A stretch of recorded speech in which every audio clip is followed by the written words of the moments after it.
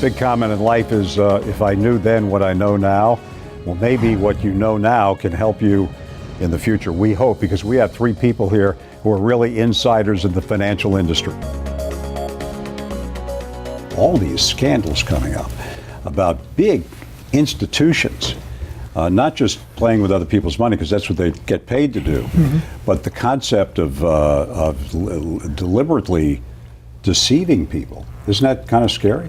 That's real scary, Larry. You have regulators that are not regulating, and they don't even take appropriate action against their own when they do something wrong. I'm talking specifically about a federal government agency known as the Security Exchange Commission. Now, Phil, I have to ask this question. When you look at this, you painted sort of a risk factor picture here. I wouldn't say it's a negative picture.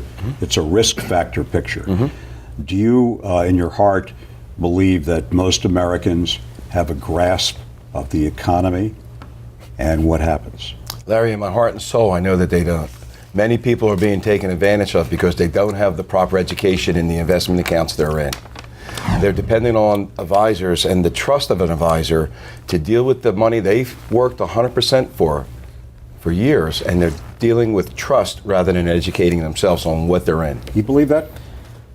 Well, I think it's very difficult for the average person on the side of the street to understand what's going on in the economy. It's very complex. What's going on in financial markets is very complex. People in the industry, have a hard time wrapping their heads around what's going on. We live in a society sometimes where people want to be fed the information, and whenever you're fed information, there's a problem.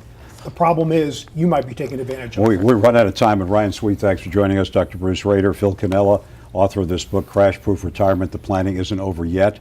It says for retirees only, but I'll have to read it. I've never quite retired, but I will read it anyway. Thank you.